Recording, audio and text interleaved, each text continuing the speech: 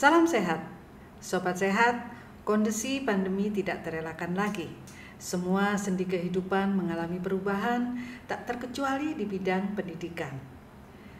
Dalam proses era new normal, kegiatan belajar mengajar terpaksa dilakukan secara daring. Tentu saja ini sebuah tantangan tersendiri, apalagi bagi mahasiswa Fakultas Farmasi yang identik dengan praktikum. Bagaimana menyikapi hal ini? Kita akan bincang langsung dengan mahasiswa Fakultas Farmasi yang cantik dan berprestasi, Aulia Rosita Rahma. Halo Aulia. Halo Bu.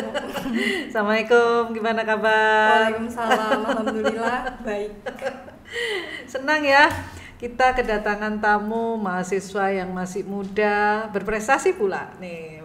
Aulia nih pengen tahu banyak nih tentang proses belajar mengajar yang boleh. Aulia alami selama proses pandemi ini. Kan sudah berlangsung hampir 8 bulan ya Aulia, sudah gimana nih? dari bulan Maret sampai saat ini masih daring. Jadi kalau di awal pandemi dulu, mulai bulan Maret itu ya, jadi kalau di Universitas Airlangga saat kondisi pandemi pertama kali itu saat UTS, gitu. saat ujian. Jadi mendadak sekali. Jadi sudah Mendadak dijadwalkan. Jadi sudah dijadwalkan untuk ujian gitu secara offline, kemudian tiba-tiba di hari Minggu diberitahu kalau misalkan ujian di hari Senin dilaksanakan secara daring. Tentunya mendadak sekali dan dengan kesiapan yang seadanya gitu. Jadi agak-agak di awal pandemi itu agak-agak merasa kaget beban pertama dan kaget, tentunya harus beradaptasi lebih gitu. Apalagi saat itu kondisinya ujian gitu kan, jadi stresnya itu double gitu karena harus belajar kemudian beradaptasi. Kemudian juga mungkin beberapa teman-teman yang masih di kos saat itu yang domisilinya tidak di Surabaya juga merasa takut ya karena jauh dari keluarga, kemudian kondisinya bisa pandemi, pulang ya. Kondisinya pandemi juga dengan pembelajaran yang seperti itu. Jadi, kemudian saat setelah ujian itu sebenarnya lancar-lancar saja karena memang sudah terbiasa untuk ada sistem di UNER ini namanya e-learning dengan aula, itu sudah biasa menggunakan itu. Tetapi ketika setelah ujian masuk ke pertemuan baru, nah ini mulai sangat lagi ya. ada gesekan-gesekan gitu ya, karena yang pertama mungkin karena belum siap secara dari dosen juga belum kaget karena kondisinya sangat mendadak, kemudian juga dari mahasiswa juga pertama takut ada pandemi, kemudian bingung harus seperti apa gitu. Jadi di awal memang terasa sekali tidak paham akan materi yang pertama, karena memang disampaikan seadanya. Karena dosen juga belum siap kayaknya ya. It takes time gitu ya untuk menginput sebuah materi ke dalam suatu e-learning tadi atau membuat PPT atau media-media lainnya. Waktu itu masih menggunakan Zoom dengan segala keterbatasan. Mungkin kalau sekarang ada Zoom Premium, saat itu mungkin belum, ada beberapa yang belum, jadi terbatas 40 menit seperti itu. Jadi nambah lagi gitu. Kemudian seiring bertambahnya waktu, alhamdulillah sudah jauh lebih membaik dari segi kesiapan dosen-dosen gitu. Tetapi seiring bertambahnya waktu, yang menjadi masalah bagi mahasiswa adalah yang pertama bosen sekali banget ya. Karena bisa dibayangkan setiap pagi dari setiap hari itu in a days, dari pagi menatap laptop gitu ya sampai sore. Mungkin kuliah di farmasi ini paling efektifnya dari jam 7 sampai jam 5 sore. Tapi jam tetap, 7 sampai jam 5 sore. Jadi tidak ada pengurangan waktu ya, memang karena kita tahu SKS di farmasi itu banyak gitu. Jadi sebagai anak farmasi harus sadar diri gitu kalau memang SKS-nya ini banyak gitu. Jadi tidak ada pengurangan waktu untuk belajar. Nah, kemudian karena sudah dari seharian tadi kemudian ditambah tugas. Tugasnya juga masih full juga ya walaupun daring ya. Waduh. Malah bertambah-tambah gitu. Gitu mungkin ya? Karena dosen memikirkan cara bagaimana untuk mengganti kompetensi di kelas gitu kan. Biasanya kalau di kelas mungkin ada tanya jawab, jadi nilai bisa diambil dari situ. Kalau tanya jawab nggak efektif ya kalau di belum lagi gitu, internetnya connectionnya misalnya buruk, dipanggil namanya misal Aulia gitu, terus tiba-tiba koneksinya lagi error, jadi loading dulu gitu-gitu. Jadi memang tidak seefektif di kelas karena tidak bisa bertatap muka secara langsung. Nah, kalau misalkan dari gaya belajar nih, kan ada kayak belajar auditori, visual, kinestetis atau campurannya. Kalau Aulia gimana cara belajarnya, kayak belajarnya? Ya, kalau mungkin tidak jauh berbeda dari kondisi pandemi dan pandemi, kalau saya lebih ke arah campuran gitu. Jadi karena farmasi itu juga dituntut untuk paham dan bisa mempraktikkan, jadi harus dikombinasikan antara visualnya, auditorinya, kinestetiknya juga. Jadi kalau di kelas biasanya mencatat gitu ya. Nah, waktu masih perlu juga mencatat ya? Ya, pasti perlu itu karena biasanya dosen suka menambahkan berbagai materi-materi tambahan gitu. Jadi kalau di pandemi ini mungkin karena biasanya kan kita print handout gitu sebelum kuliah itu print handout, jadi langsung bisa dicatat. Tapi karena ini pandemi, print itu jadi agak males gitu karena bangun aja udah agak siang gitu. Jadi biasanya sembari mendengarkan langsung dicatat di PPT-nya. Tapi gitu. enaknya kan di situ bisa recording kan? Ya betul, tapi memang tidak semua materi boleh direkord. Biasanya izin ada. dulu. Ya,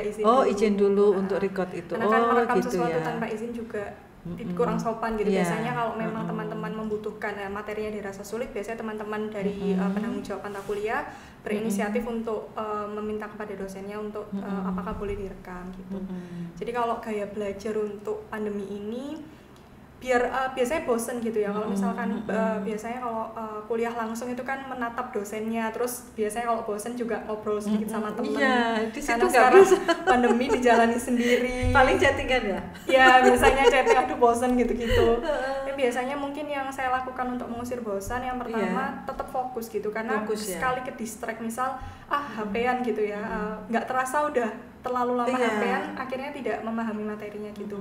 Jadi dan kalau mau tanya juga ada kesulitan ya, nggak bisa langsung gini karena dosennya juga sedang menerangkan gitu.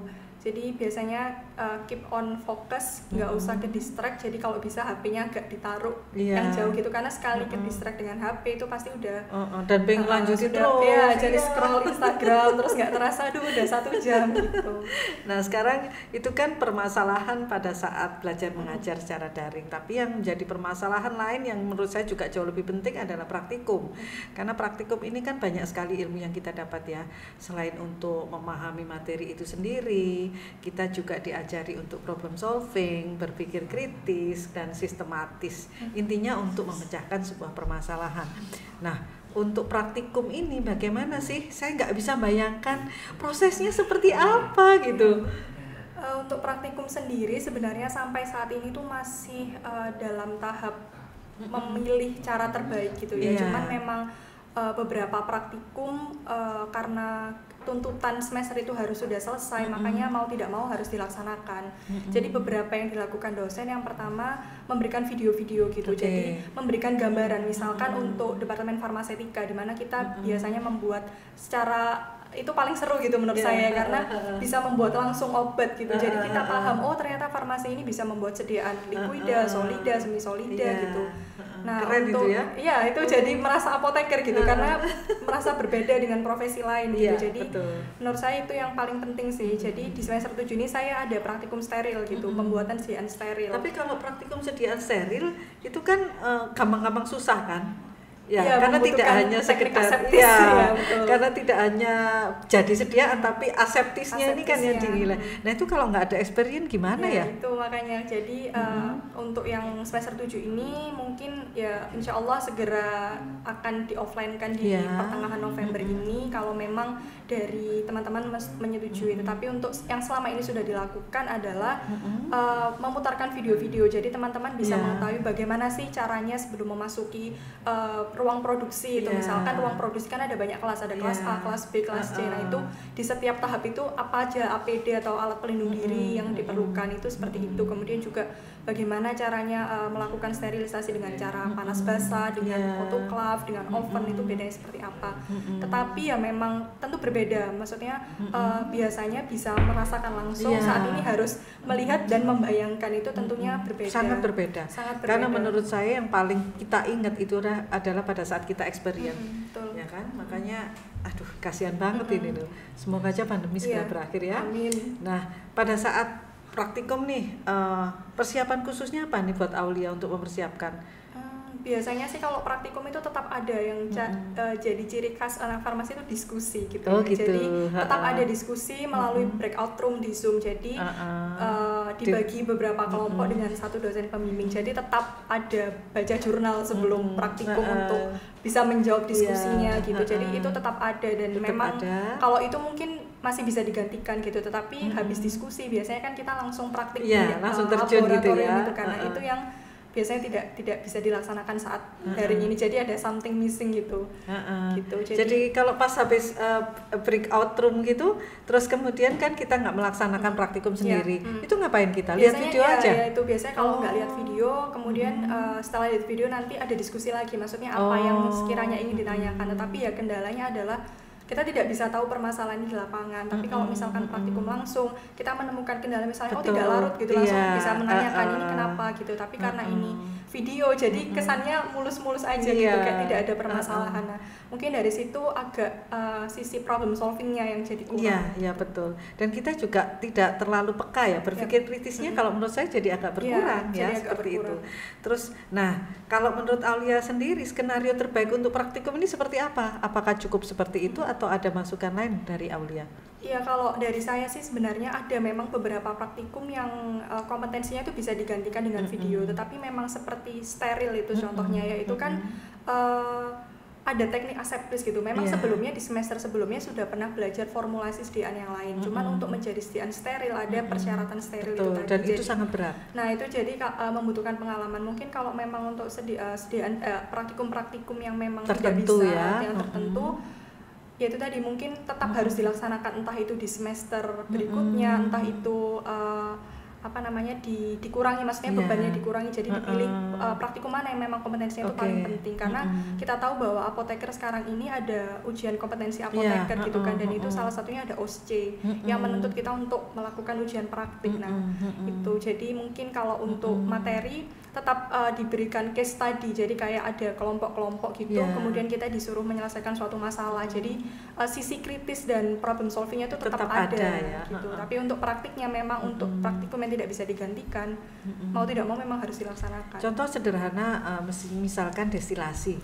Destilasi ini kan kita harus masak sendiri alat-alatnya di kimia sintesis itu nggak mungkin lah kita kalau cuma melihat videonya sendiri, karena memasang alat pun juga perlu teknik. Itu juga ada keluhan dari adik-adik kelas gitu ya, yang bertanya, Mbak ini gimana, juga agak susah menerangkannya gitu kan, karena yang kita pahami dan yang mereka bayangkan itu belum tentu sama gitu. Jadi beda kalau kita sama alatnya langsung kan. Nah Aulia, tapi saya melihat Aulia sudah berhasil mengatasi permasalahan ini ya, minimal sudah 8 bulan beradaptasi dan enjoy gitu ya. Terpaksa harus enjoy, saya nggak tahu ya, tapi ya memang kita dipaksa untuk menikmati apapun kondisinya ya. Dan itu sudah dibuktikan Aulia dengan prestasi nih.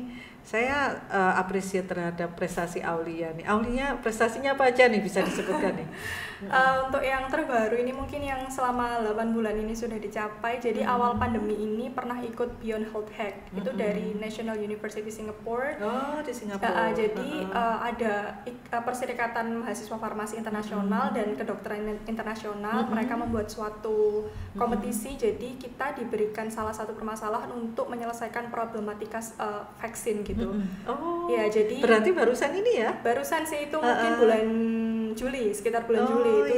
Bulan Juli itu awalnya juga ikutnya iseng aja karena merasa bosan gitu ya, tidak punya pekerjaan lain selain tidur, kemudian nonton Netflix gitu, tidak ada pekerjaan lain gitu. Nah itu di situ serunya adalah kita bertemu berbagai negara dan berbagai profesi gitu. Jadi bisa berkomunikasi interprofesi gitu. Dan itu jadi mendapatkan gambaran, oh ternyata misal di Australia itu apoteker bisa menyuntikkan vaksin gitu. Sedangkan di Indonesia masih ada permasalahan keraguan akan vaksin gitu. Jadi kita diminta untuk menyelesaikan permasalahan itu dan menyoroti satu permasalahan dari sebuah negara. Berarti dari sebuah kebosanan lahirlah sebuah prestasi nih. Selain itu yang internasional apalagi nih? Selain yang internasional itu pertama internasional itu, kemudian yang kedua ada lagi SDGs, Sustainable Development Goals itu buat jadi sebuah project gitu. Jadi team up sama anak-anak satu fakultas untuk menyelesaikan permasalahan poin ketiga SDGs tentang good health and well-being. Jadi banyak sekali ide-ide kreatifnya, cuma yang waktu itu saya angkat adalah mental health. Itu juga terlahir karena kondisi pandemi gitu. Dan juga latar belakang anak farmasi yang sepertinya kok sudah boring out, ya, sudah burn out, sudah tidak bisa lagi ngapa-ngapain gitu. Jadi waktu itu membuat sebuah prototipe aplikasi untuk mental health. Sebenarnya ada beberapa stakeholder lain, misalnya dari IT, teman-teman student dari IT, kemudian juga ada team up sama anak-anak psikologi. Cuma memang yang memprakarsai idenya itu dari anak-anak farmasi gitu. Jadi kita tahu sekarang kalau di apotek itu ada pharmaceutical care itu. Jadi kita berorientasinya lebih ke arah pasien gitu ya, jadi bisa melakukan konseling dengan pasien, jadi sedikit-sedikit bisa memberikan edukasi tentang healthy lifestyle, dan salah satu yang penting itu yaitu tadi selalu positif dan tidak stres, itu penting di kondisi-kondisi seperti ini. Ternyata tidak hanya yang terinfeksi COVID aja, tapi mahasiswa ini sudah sampai burn out nih, sampai seperti itu nih. Burn out, terus mungkin ada istilah yang cabin fever itu karena pandemi.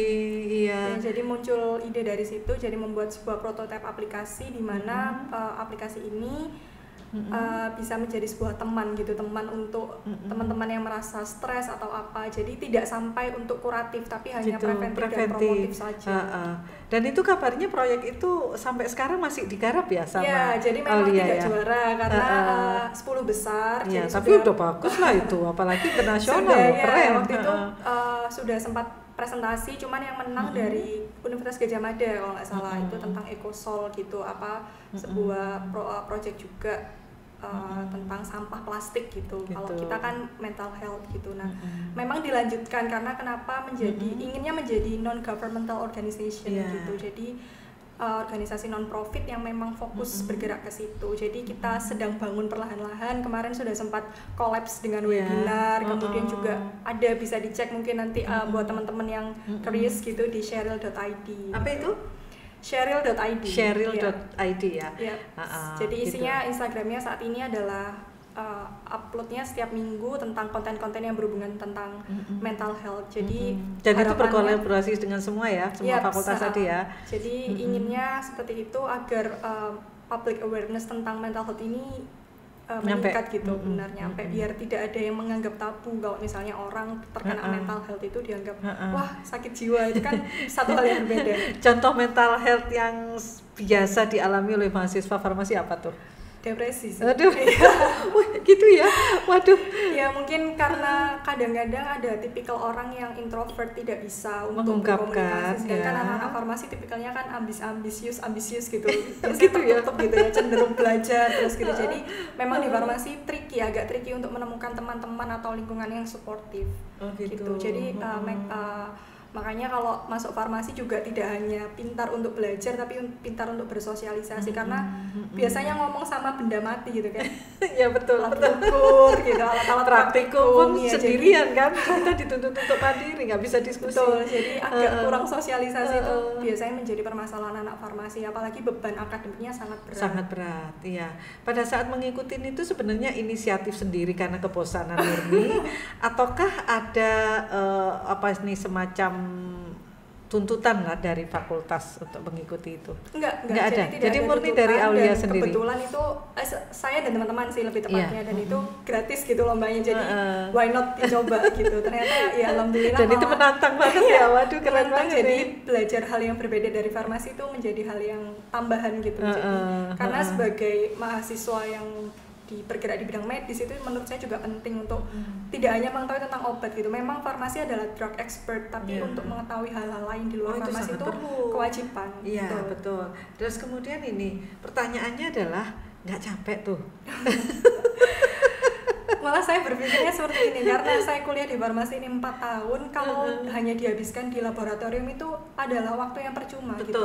Karena melihat teman-teman saya di SMA gitu, mungkin yang kuliah farmasi cuma saya, jadi sudah S1 gitu, bahkan ada yang kuliah sambil S2, maksudnya 5 tahun itu sudah S2, dan saya masih S1, masih berurusan dengan praktikum. Ini menurut saya juga agak sia-sia gitu. Jadi mungkin bisa dikembangkan untuk bisnis gitu, kalau memang suka berbisnis, karena memang tidak ada batasan untuk menjadi seorang farmasi, ya harus apoteker saja, itu kan tidak ada batasan. Saya alami pada saat saya semester 4 sampai 6 Ya, waktu itu saya mencoba berbisnis, saya jualan boneka. Bonekanya lucu, barang handmade, dan di kos-kosan hampir semua fakultas itu ada perwakilan, saya jual. Nah, tapi ujung-ujungnya nilai saya turun, amblek dah. Habis itu dimarahin sama ayah saya sudah. Dan itu akhirnya saya keterusan sampai sekarang. Saya senang berbisnis ya, mencoba sesuatu baru itu yang sesuatu yang nikmat. Dan kalau kita tahu pada saat kita mahasiswa itu adalah pada saat kita mengeksplorasi kemampuan diri, kita mencoba sesuatu yang sangat menantang menurut saya. Apalagi kita ada media untuk itu, misalnya organisasi, kepanitiaan, ataupun komunitas kemahasiswaan yang lainnya, itu Sweet Escape ya. Ini kan menarik sekali nih, jadi kita istilahnya mengalihkan. Tidak mengalihkan kesibukan. Nah, kalau kondisi normal ini Sweet Escape ini gimana cara menjalankannya ya? Agak susah sih, kebetulan ini saya kan di BEM, jadi saya saat ini kepala departemen keilmuan BEM periode 2020 sampai 2021. Oke, tahun depan ya, berakhir ya? Iya, akan segera berakhir ini. Jadi agak berbeda tentunya. Biasanya kita setelah kuliah gitu jam 5 biasanya disempatkan ke sekre BEM gitu untuk sekedar rapat atau sekedar follow up dan catch with each other gitu, bagaimana pengalaman atau program kerja yang dirasa sulit atau apa. Cuman karena kondisi pandemi ini kegiatan kemahasiswaan ini berjalannya juga agak-agak tersendat gitu. Ada beberapa yang postpone untuk dilaksanakan di tahun depan karena memang seperti Pengmas itu ya, pengabdian masyarakat di Departemen Pengmas itu biasanya kan kita langsung terjun ke masyarakat gitu, ada namanya farmasi mengajar. Jadi biasanya kita datang ke kawasan Tambak-Wedi untuk mengajarkan teman-teman atau adik-adik yang memang kekurangan untuk bahan belajar, jadi kita adakan seperti itu. Cuman karena kondisinya seperti ini, jadi yang bisa kita lakukan adalah Pengmas di lingkungan kita sendiri. Oh gitu, ya, jadi di lingkungan, tapi kan itu pun juga dibatasi oleh protokol kesehatan juga, kan? jadi cuman sekedar membagi-bagi alat-alat kesehatan gitu, misal masker, jadi tetap dijalankan dengan segala modifikasi gitu. Kalau untuk keilmuan sendiri, biasanya kalau keilmuan ini menangani perlombaan-perlombaan gitu ya, biasanya juga ada misalnya fasilitas-fasilitas pelatihan lomba, jadi memfasilitasi teman-teman yang ingin lomba dan butuh mengasah keterampilannya gitu. Biasa kita datangkan dosen-dosen untuk memberikan materi atau kakak-kakak kelas yang memang sudah pernah juara untuk membagikan pengalaman. Itu apa, secara offline atau masih daring? Seharusnya offline.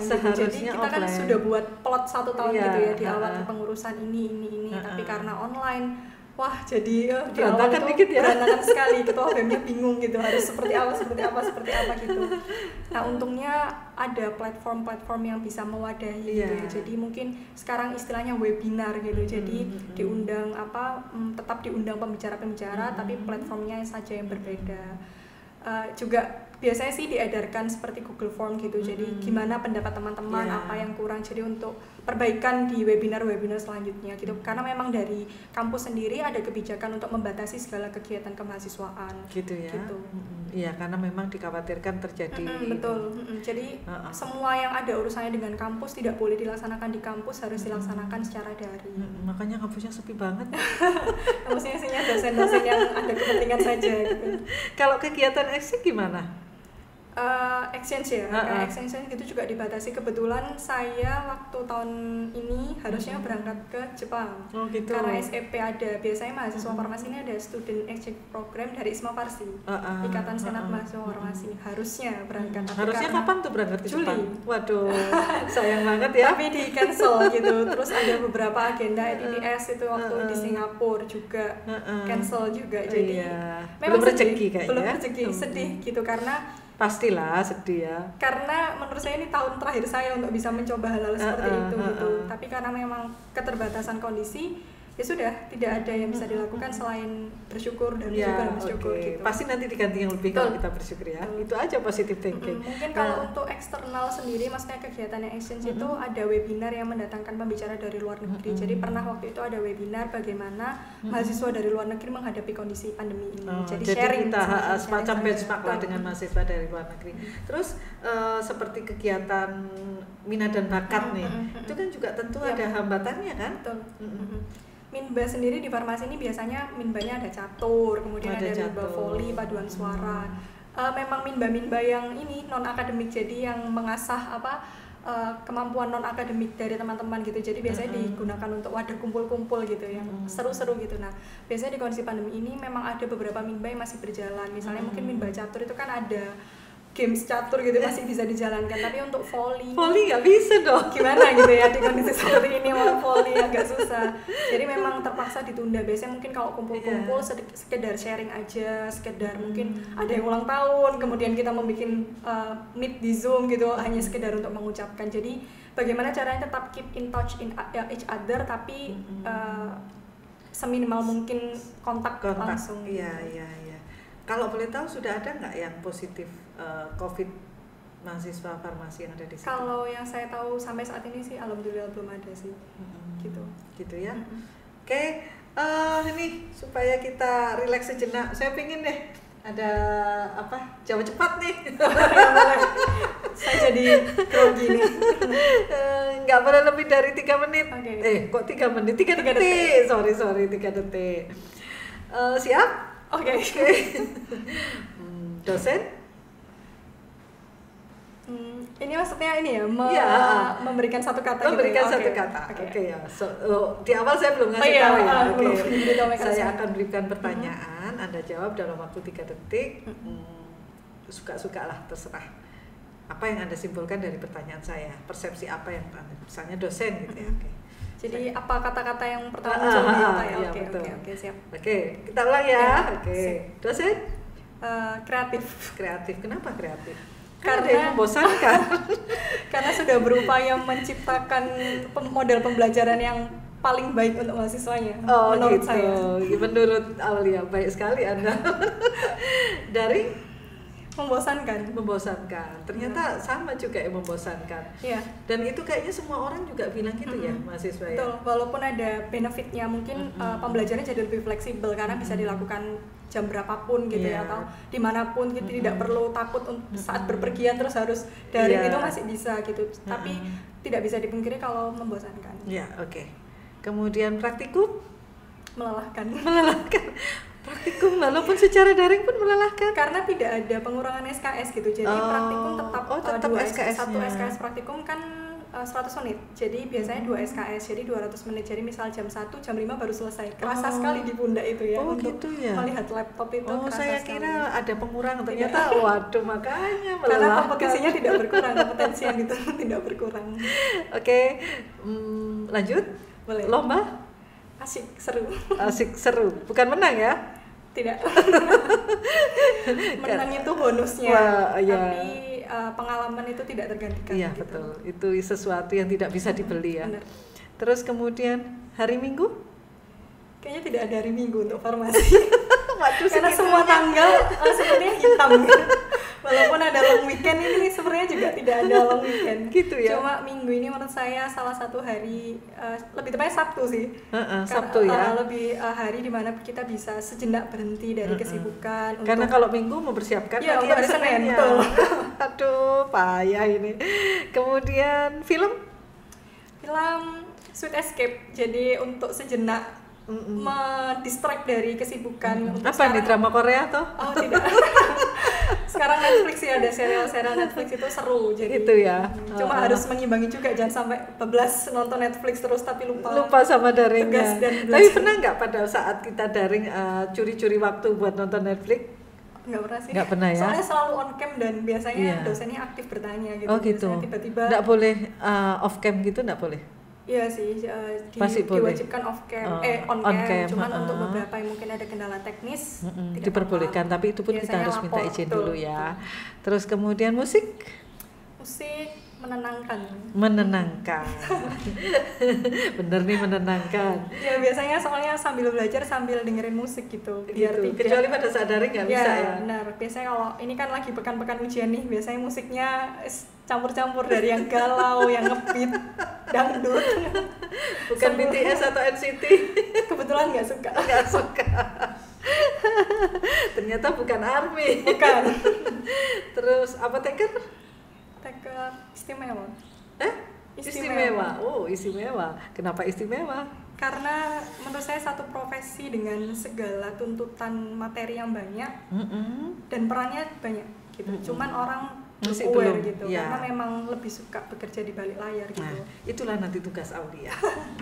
Ya, salah satunya kita bikin podcast ini supaya orang semua tahu dan paham bahwa ada profesi kesehatan yang namanya apoteker.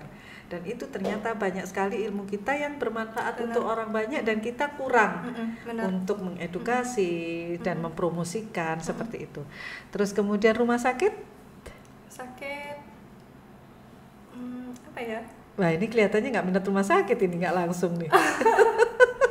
Mungkin karena belum profesi jadi belum merasakan langsung gitu ya. Tapi kalau di benak saya rumah sakit ya tempat yang sunyi, dingin gitu ya, khas gitu.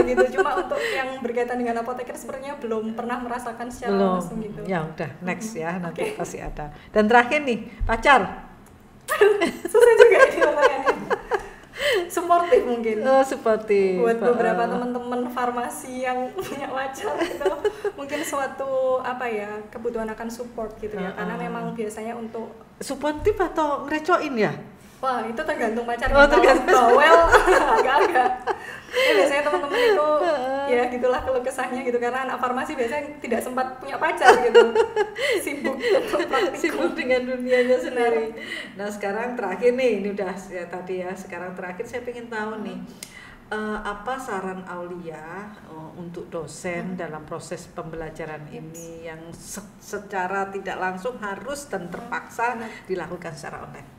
Gimana nih? Iya, kalau menurut saya sih mungkin sudah ada beberapa dosen yang menerapkan gitu ya, menerapkan hal yang akan saya sampaikan ini. Cuman menurut saya juga bisa jadi inspirasi untuk dosen-dosen yang belum menerapkan. Adalah case study. Jadi dengan dengan case study ini pertama kita bisa tahu peran kita gitu, karena ketika diberikan materi saja kita tidak tahu sebenarnya materi ini apa aplikasinya gitu. Tetapi ketika diberikan suatu problem, entah itu secara kelompok ya atau entah itu bersifat individu, itu lebih terasa gitu peran kita itu sebagai apoteker apa dan aplikasi dari teorinya apa. Teori itu memang penting, tetapi seperti kita tahu mahasiswa farmasi ini belajarnya banyak sekali, jadi tidak bisa membedakan. Disebut super student karena satu sekali ini bisa belajar manusia, nanti belajar tumbuhan, nanti belajar struktur kimianya. Jadi kalau buat saya aplikasi dari semua hal yang sudah dipelajari sangat penting, terutama untuk semester-semester atas seperti saya ini yang memang sudah akan terjun, akan masuk ke dunia profesi. Tentunya pengembangan dari materi yang sudah dipelajari di semester bawah ini penting sekali, aplikasinya seperti apa. Jadi mungkin untuk dosen-dosen, sebelum memberikan saya juga saya mau berterima kasih atas segala rencana-rencana dan jeripaya yang sudah diberikan untuk kami, tetapi mungkin memang harus ada yang diperbaiki atau ada feedback dari mahasiswa. Terus untuk mungkin kegiatan yang tidak bisa diberikan case study, mungkin yang pertama bisa diberikan tadi seperti video-video tadi, itu sangat membantu. Jadi karena kita tidak bisa mengetahui di lapangan seperti apa gitu. Mungkin untuk juga materi-materi yang videonya terbatas bisa diberikan diskusi gitu. Jadi kita diberikan kesempatan untuk berdiskusi dan bertanya dengan dosen. Gitu, karena memang mahasiswa farmasi ini biasanya jarang ngomong gitu. Tetapi dengan diskusi kita dituntut untuk ngomong. Jadi karena kita terbiasa, jadi kita merasa itu adalah suatu kebutuhan kita, karena komunikasi itu juga penting gitu kan. Jadi diskusi ini penting. Tetap ada beberapa mata kuliah memang sudah menerapkan diskusi, tapi mungkin untuk mata kuliah yang belum, diskusi ini juga bisa menjadi wadah untuk teman-teman yang sekiranya belum paham akan materinya gitu. Karena kondisi daring ini seperti ini terbatas, kita kadang tidak tahu mana mahasiswa yang memang benar-benar paham dan setengah paham atau paham tapi sebenarnya otaknya kemana-mana gitu. Ada pertanyaan, tidak ada, tapi sebenarnya tidak tahu apa-apa gitu. Jadi diskusi, terus kemudian case study, video-video tadi, dan membuat suasana kelas lebih interaktif gitu. Jadi mungkin di sela-sela kalau kita tahu biasanya mahasiswa itu hanya bisa fokus sekitar 40 menit. 40 menit ya, selebihnya sudah. Sedangkan satu SKS itu sekitar 50 menit gitu. Jadi memang biasanya mahasiswa jenuh di tengah-tengah. Nah, itu mungkin bisa diberikan sekedar ngobrol aja, mungkin menanyakan kabar atau mungkin sharing pengalaman atau bagaimana selama ini menghadapi pandemi itu penting gitu. Jadi tetap ada interaksi antara dosen dan mahasiswa. Kalau pengalaman kami ya, salah satu cara supaya cepat cair dan ini ada namanya ritual check-in. namanya. Pada saat ritual check-in itu kita memberikan sebuah pernyataan, misalnya apa yang saya rasakan hari ini, apa harapan saya dan apa kesulitan saya. Jadi itu semua mencair. Jadi begitu semua orang bergiliran untuk menyampaikan itu. Jadi akhirnya suasana menjadi cair dan orang lebih lega. Dan kemudian terakhir juga gitu, ada yang namanya check out. Ya, check out itu apa manfaat yang dia peroleh hari itu dan apa nextnya setelah itu.